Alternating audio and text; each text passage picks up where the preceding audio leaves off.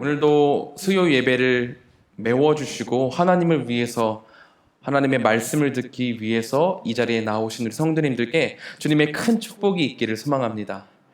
오늘의 본문은 야곱이 12 아들들에게 축복하는 내용을 담고 있습니다. 야곱은 형의 뒷발꿈치를 잡고 태어나서 아쉽게 둘째로 태어났고, 그럼에도 불구하고 하나님의 축복, 장자의 축복을 갈망했었습니다. 결국 자신의 깨와 속임수로 그 장자의 축복을 얻어내긴 했지만, 이렇게 자신의 깨와 속임수로 얻은 축복은 온전히 자신의 것은 아니었습니다. 그렇게 그에 합당한 벌을 받아야만 했죠.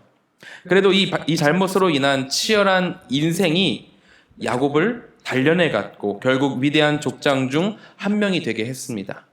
이 내용들을 우리가 지난 몇 주간 계속해서 창세기를 통해서 살펴왔습니다. 이렇게 참 스펙타클한 인생을 살았던 야곱도 이제 하나님이 정하신 하나님이 정하신 삶의 연수가 다 지나고 임종의 때가 다가왔습니다. 인생의 마지막 순간에서 그는 12 아들들을 모아두고 진심이 담긴 어투로 마지막 유언이자 축복을 선언했습니다.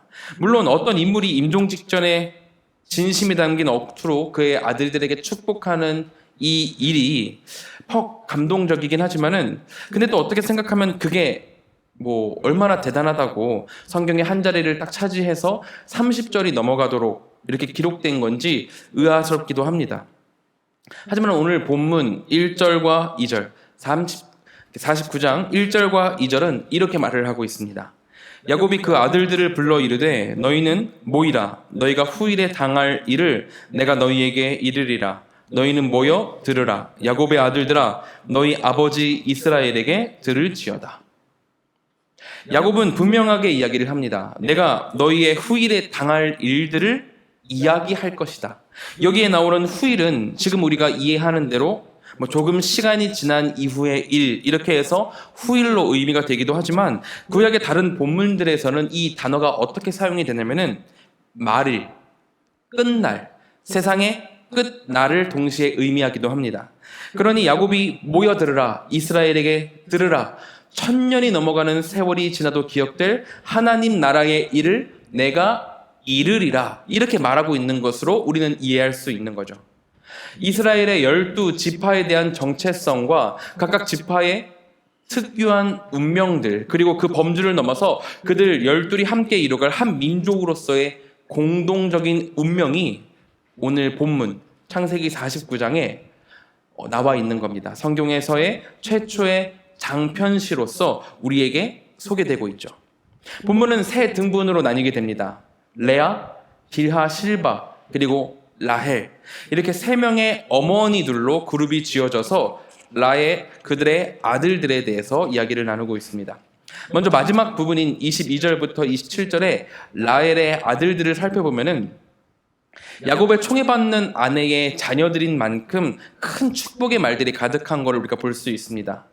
주의해야 할 것은, 제가 요셉과 에브라임과 므낫세를 동일하게 여기면서 이야기를 할 텐데, 왜냐면은 지난 창세기 48장에서 야곱이 요셉의 두 아들인 에브라임과 므낫세를 입양하고 그들에게 약속의 땅의 상속자들로서 그들의 삼촌들과 동등한 지위를 부여해 주었기 때문에 이것과 또 나중에 민수기라든지 아니면 여호수아 등등에서 말하는 요셉 지파는 에브라임과 므낫세를 의미하는 것이다, 이렇게 이해하시면서 시작을 하시면 될 것 같습니다.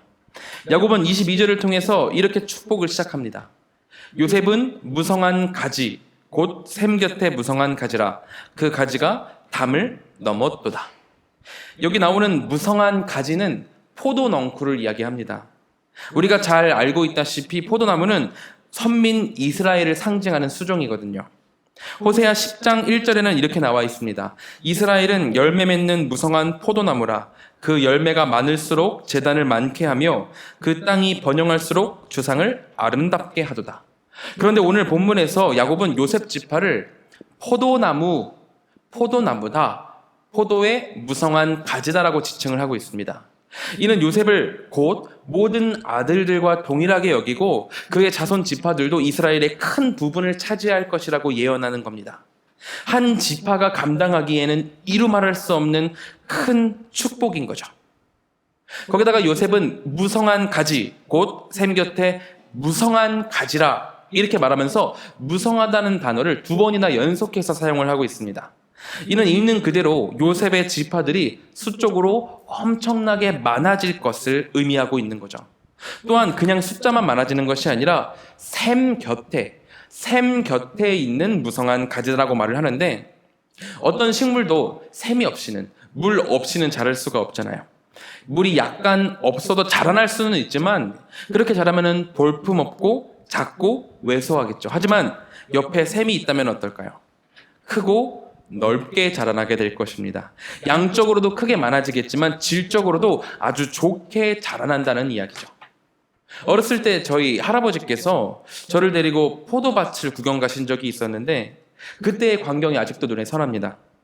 초등학생의 눈에 전부 담기지도 않을 그 넓은 밭에 포도 넝콜이 얽히 얽혀가지고 지붕을 만들고, 하늘이 바라보이지 않을 정도로 지붕을 만들고, 그 밑에 눈으로 셀 수 없을 만큼 수많은 포도 열매들이 맺혀 있었거든요. 그렇게 수많은 포도 나무들 열매들이 정말 달콤한 향기를 내뿜는 모습, 그 아무것도 모르는 초등학생의 눈에도 이것이 굉장히 풍요롭다는 거구나, 이게 바로 풍족하다는 거구나라는 것을 바로 느끼게 해줬었습니다. 그런 풍요로움과 풍족함이 요셉 지파와 함께 할 것이다. 오늘 본문이 이렇게 이야기를 하고 있는 거죠. 야곱의 이 예언대로 라헬은 비록 아들을 둘밖에 낳지 못해서 초라한 시작을 보였지만, 결국 요셉 지파는 지경을 넓혀서 아주 큰 민족을 이루게 됩니다. 후에 에브라임 지파는 남유다와 북이스라엘로 분열할 때 북이스라엘 10지파의 중심 세력을 형성하고 북이스라엘의 대명사가 됩니다. 역대하 25장 7절을 보면 이렇게 나와요. 어떤 하나님의 사람이 아마샤에게 나와서 이르되, 왕이여, 이스라엘 군대를 왕과 함께 가지 마옵소서. 여호와께서는 이스라엘 곧 온 에브라임 자손과 함께하지 아니하시나니.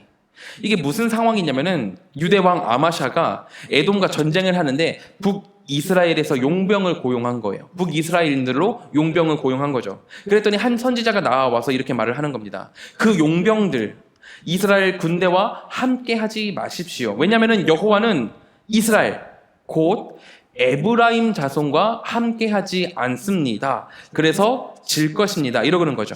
여기서 에브라임 지파가 북이스라엘과 동일시되고 있습니다. 그만큼 요셉 지파가 강인하고 두터워질 것을 이야기하고 있어요.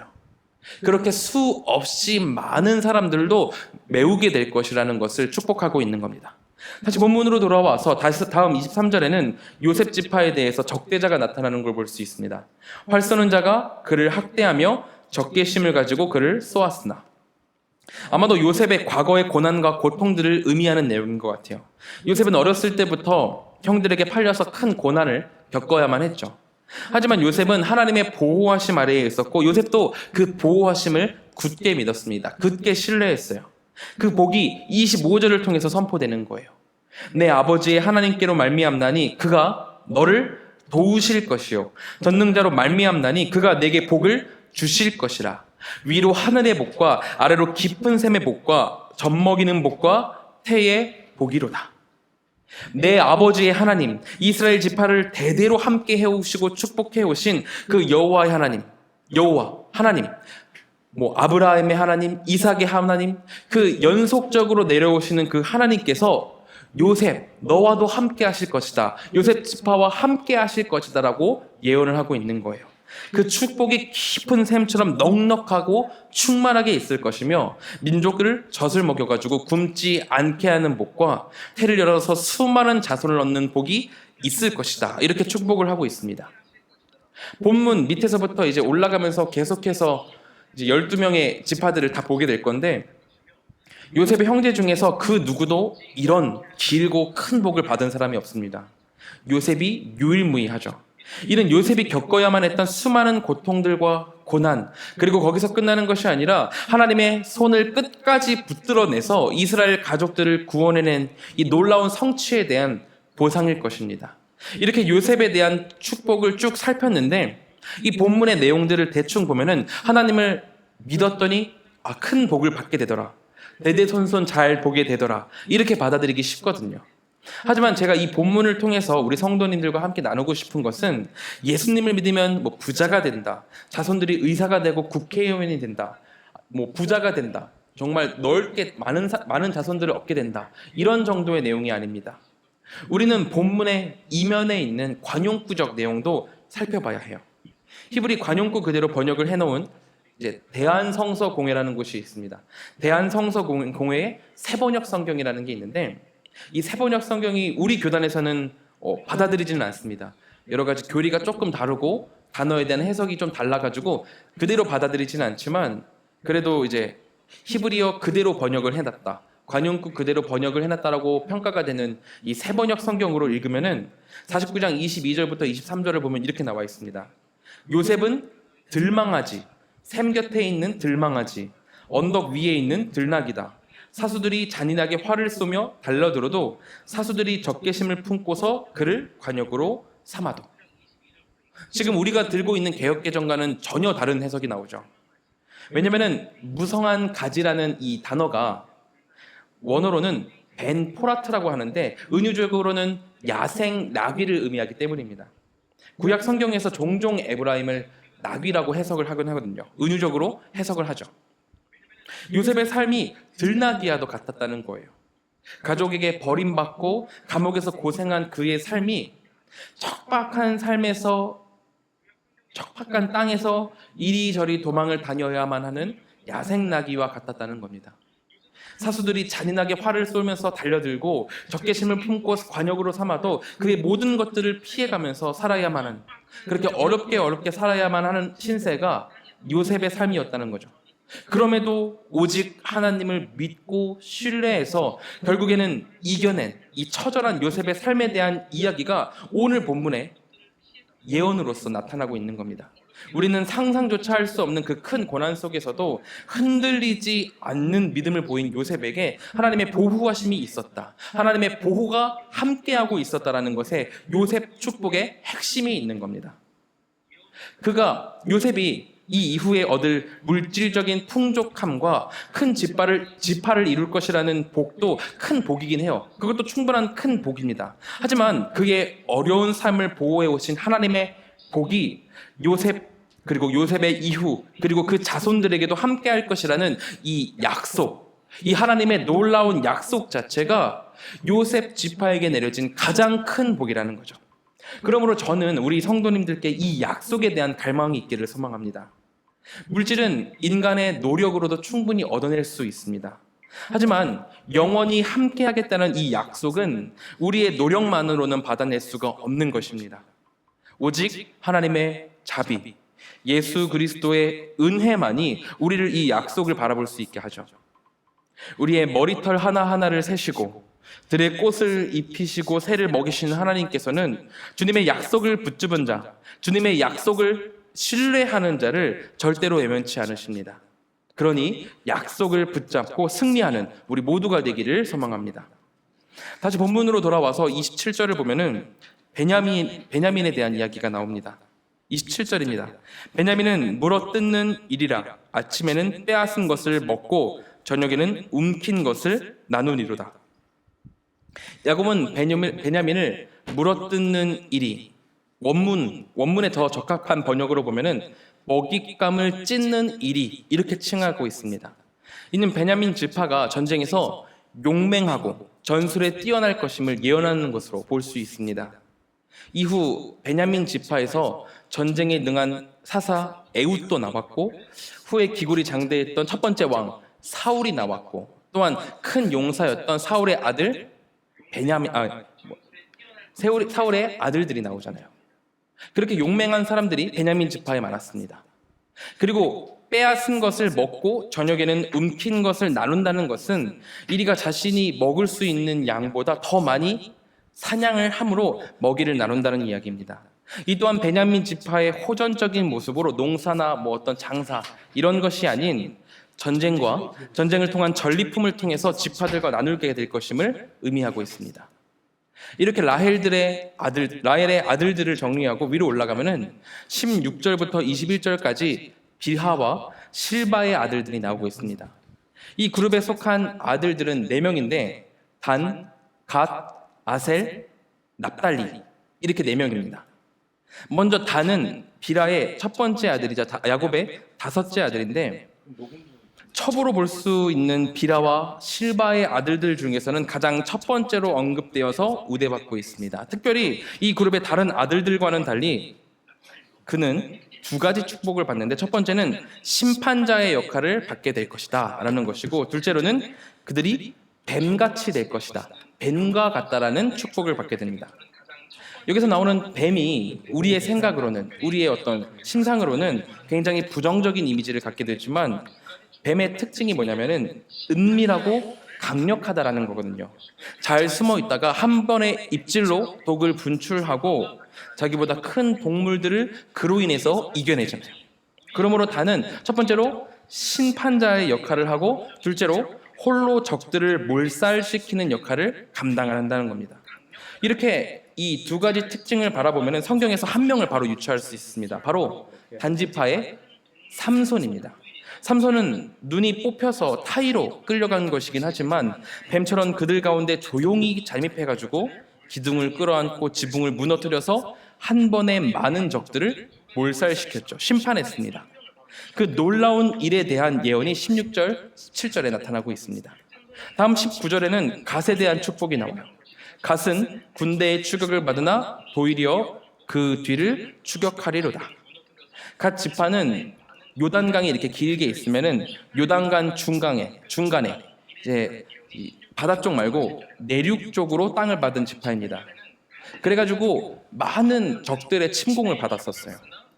암몬 족속, 모압 족속, 아람 민족, 아수르 등등한테서 계속해서 공격을 받았습니다. 하지만 그들은 매번 이렇게 공격을 먼저 당한 이후에 다시 힘을 합쳐서 역공을 해가지고 맞서 싸워 나가는 모습을 보였습니다. 그렇게 오늘 본문은 그들이 추격을 받지만 도리어 그 뒤를 추격하리로다 라고 말을 하고 있는 거죠. 또한 이러한 척박한 환경 탓에 갓 지파는 싸우는 전사들로 칭송을 받고 있습니다. 특히 역대상 12장을 보면은 각 지파에서 다윗을 돕기 위해서 나온 용사들에 대해서 소개를 쭉 나열하고 있는데, 갓 지파는 더 특별히 이렇게 말을 하고 있습니다. 역대상 12장 8절 말씀입니다. 갓 사람 중에서 광야에 있는 요새에 이르러 다윗에게 돌아온 자가 있었으니 다 용사요, 싸움에 익숙하여 방패와 창을 능히 쓰는 자라. 그의 얼굴은 사자 같고 빠르기는 산의 사슴 같으니. 다른 구절들에서는 그냥 누가 어느 지파에 누가 다윗을 위해서 도우러 왔다 이 정도로 쓰여 있지만 갓 지파의 용사들에게는 특별히 싸움에 능하다, 병장기들을 잘 다룬다, 용맹하다, 빠르다 이런 식으로 언급을 하고 있습니다. 이렇게 갓 지파는 예언대로, 오늘 야곱이 예언한 대로 용맹한 병사로 성장한 것을 볼 수 있습니다. 다음 20절, 21절을 보면은 마지막으로 아셀과 납달리에 대한 내용이 나오는데, 아셀 지파 같은 경우에는 왕의 수라상을 차린다 이렇게 말을 하고 있거든요. 이는 그들이 가진 비옥한 땅에 대한 비유를 하고 있는 겁니다. 그리고 납달리는 노인 암사슴 같다고 이야기를 하는데, 이는 이 납달리 지파가 땅을 점지받기까지 꽤 많은 시간을 방랑을 해야 되거든요. 그들의 방랑을 의미하는 것으로 볼 수 있을 것 같습니다. 이제 마지막으로 라헬, 빌하, 실바, 이제 레아, 이 레아의 아들들에 대한 축복으로 넘어오게 됩니다. 그런데 우리가 처음 이 3절부터 7절을 읽게 되면은 굉장히 의아해지는 게 있어요. 분명히 이 부분들이 아들들에게 유언을 내리고 축복하는 내용이라고 인지를 하고 읽게 되는데, 이게 축복인가 싶을 정도로 저주의 말들이 이어지기 때문입니다. 르우벤에 대해서 3절에서는 내 장자요, 내 능력이요, 내 기력의 시작이라, 위풍이 월등하고 권능이 탁월하다마는 이라고 시작을 하고 있습니다. 하지만 4절에서 어떻게 말을 하냐면은 너는 탁월하지 못하리니 라고 마무리가 됩니다. 왜냐면은 그가 아버지의 첩인 빌하와 통간하는 그런 죄를 범해가지고 장자의 권리를 빼앗기고 탁월함을 잃게 되기 때문입니다. 르우벤뿐만이 아니라 그 이후 르우벤 지파, 르우벤 이후에 그 밑에 사람들에 대해서도 르우벤 지파도 성경에서 철저하게 외면당합니다. 그들은 다른 지파보다 먼저 요단강을 건너서 헌신적인 노력을 기울였지만 성경에서 르우벤 지파에 대한 내용이 잘 나오질 않습니다. 그들은 겨우겨우 지파의 명맥을 유지하는데 그치게 되는 것을 보게 되죠.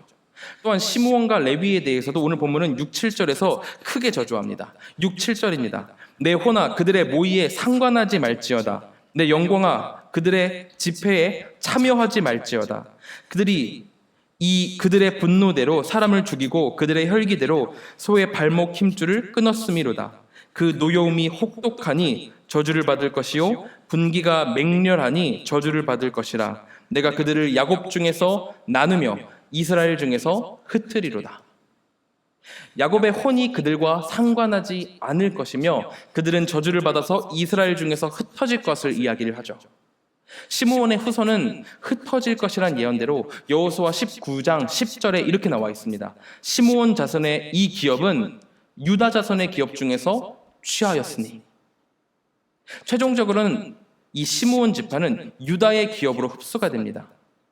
그리고 레위 지파는 우리가 잘 알고 있다시피 분배된 땅 없이 각 지파에 흩어져서 살게 되었죠. 우리는 이러한 르우벤, 시므온, 레위를 향한 메시지를 보면서 의문에 잠기게 된다는 거예요. 아니, 분명히 축복의 내용이 있다는 거 알고 있는데 3절부터 7절까지는 분명한 저주의 이야기지? 라는 의문이 생기죠. 어떻게 아버지가 아들에게 이런 저주를 내릴 수 있으며 향후 이스라엘 민족에 대해서도 예언하는 거라면서, 그러면 이 세 지파는 나중에 대체 어떻게 하라고 축복이 하나도 없는가? 축복과 반대되는 반축복이 대체 무슨 이유로 여기에 끼워져 있는가 하는 질문이 들게 됩니다. 하지만 이것들은 우리 인간들이 내 중심에서, 내 시각에서 이 반축복들을 바라보고 있기 때문에 생기는 오해입니다. 이 가족의 미래에는 분명히 저주들이 끼워져 있습니다. 축복과 권세뿐만이 아니라 흩어짐, 폭력, 범죄, 소동, 이 가족에게 이런 반축복들이 계속해서 뒤따르게 되죠. 하지만 이런 반축복들은 사실 이 민족에게 최상의 유익을 주기 위해서 준비된 것들입니다. 반축복이 오히려 이 가족 전체들에게는 축복으로 받아들여지게 된다는 거예요. 왜냐하면 이 반축복들이 지파들에게 있는 저속한 요소들을 억제시켜가지고 바른 길로 가게 만들기 때문입니다. 악한 모습들, 주님의 뜻을 떠나서 행하는 잘못된 요소들을 억제시켜서 그걸 겪는 각 지파 개인적으로는 고통스럽고 어려울 수 있지만 이스라엘 민족 전체로는 생명을 품게 하는 축복의 말씀이 이 반축복 안에 들어있게 된다는 거죠. 반축복이 변하여 축복이 되었던 겁니다. 이게 전체를 위해서 개인이 희생해야 된다라는 전체주의를 말하는 게 아닙니다. 전체가 살기 위해서는 소수가 희생해야 돼 이런 게 아니에요. 레위는 이렇게 잔혹한 모습을 보여서 저주를 받게 되지만 그 이후 레위 지파는 하나님의 뜻을 받은 모세를 따라서 열심히 하나님을 섬김으로 하나님께 별도로 구별되어서 제사를 감당하는 제사장의 역할을 하게 되는 놀라운 기적을 얻게 됩니다. 그리고 또 무엇보다 놀라운 것은 르우벤, 시므온, 레위 이렇게 세 명의 아들들 이후에 이 유다와 그의 후손들에 대한 이야기를 다루게 되는데 특별히 10절에 이렇게 나와 있어요. 규가 유다를 떠나지 아니하며 통치자의 지팡이가 그 발 사이에서 떠나지 아니하기를 실로가 오시기까지 이르리니 그에게 모든 백성이 복종하리로다.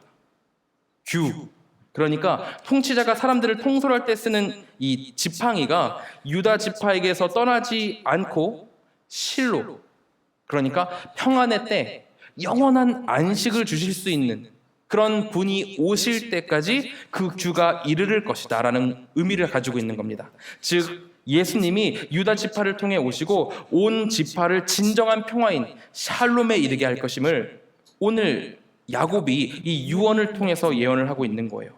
이는 르우벤, 시므온, 레위 그리고 그의 후손들이 반축복으로 인해서 쪼그라들고 고생만 하다가 끝난다 이런 게 아니라는 거예요.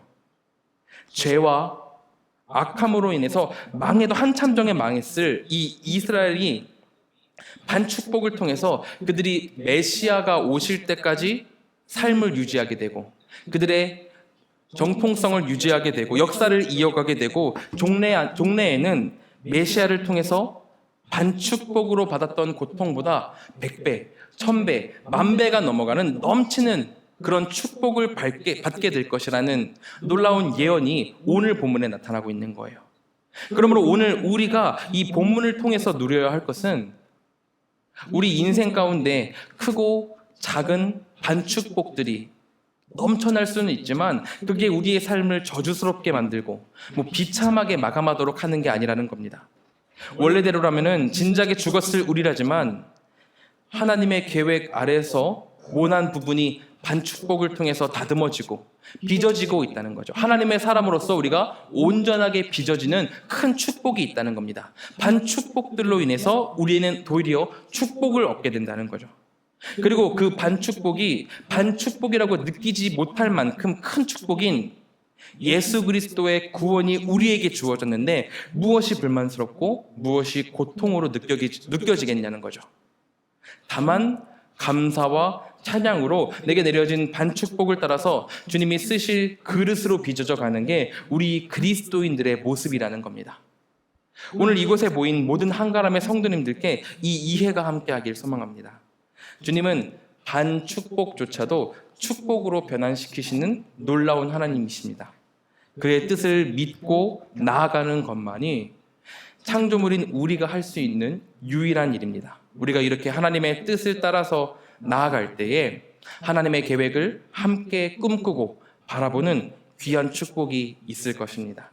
이것을 신뢰하며 우리 함께 기도하도록 하겠습니다. 기도하겠습니다.